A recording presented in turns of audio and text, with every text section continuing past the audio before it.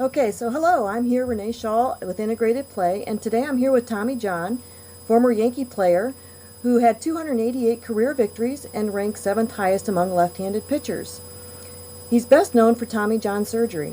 Welcome and thank you for joining me today. Thank you, Renee. Thank you for having me on.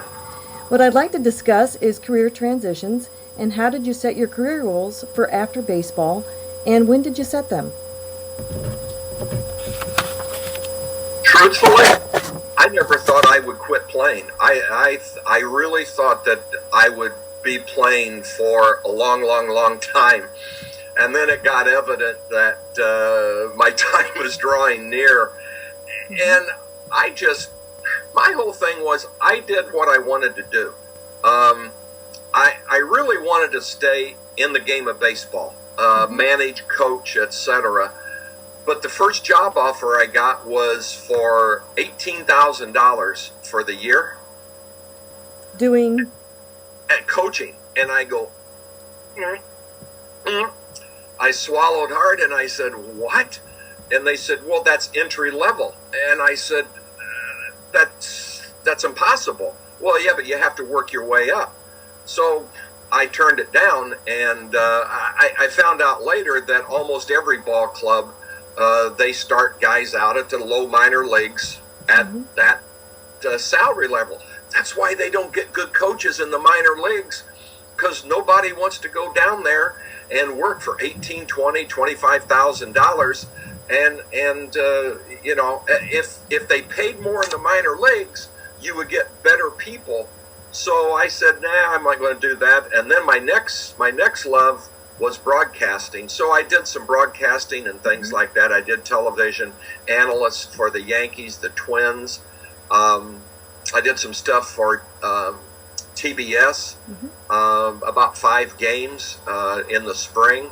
And broadcasting was my favorite thing to do because I could be me. I could be irreverent, off the cuff, off the wall, say things that were nonsensical, and people thought they were hilariously funny.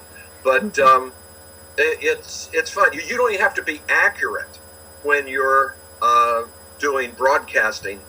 Look at Tim McCarver. That's a case in point. Okay. So your biggest challenge was dropping salary down to $18,000 coming out of baseball. Yes, it was. You know, I was shocked. I thought that you could go into minor league ball or you know, and make decent salary, $40,000, $50,000, $60,000, and then work your way up. But everybody said no, you got to go from the trenches up, and that's just the way it is. And broadcasting was the fun part. That was the fun place to go. So what was the best advice you were ever given about career transition, or were you given any advice? I was never given anything. Knowing what I know now, if I had to tell somebody, I would say that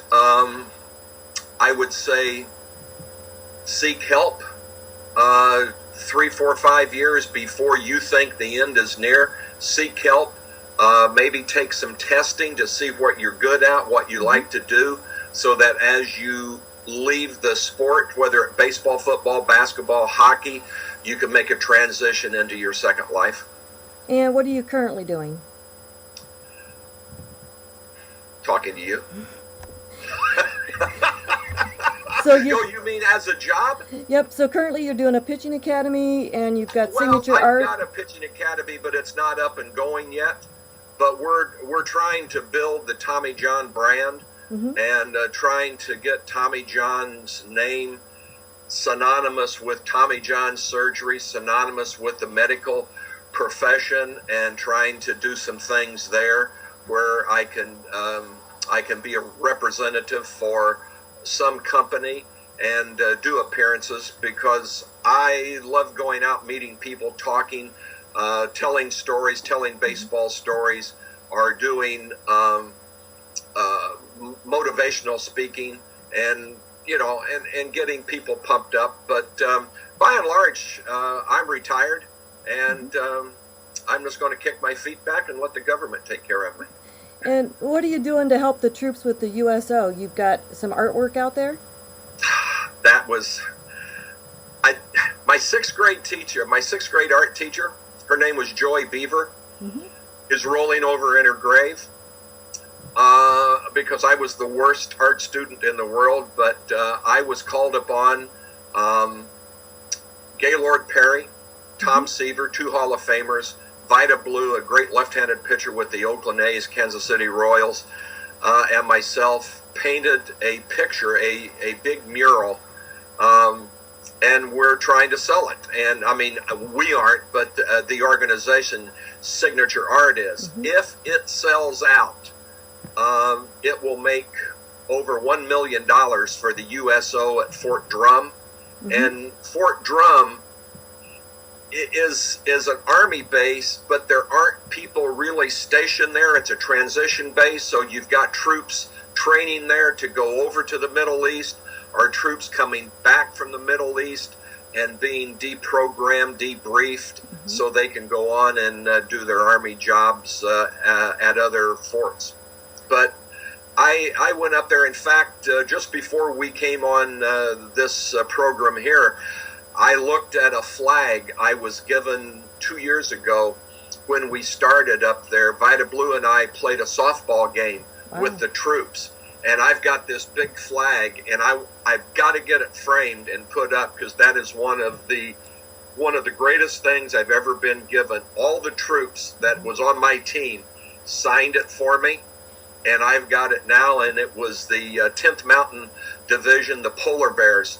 And if you ever hear the 10th Mountain, probably those guys played softball against Vida Blue and me. That's awesome. Well, thank you so much for your time today, and good luck. Thank you, Renee. Anytime.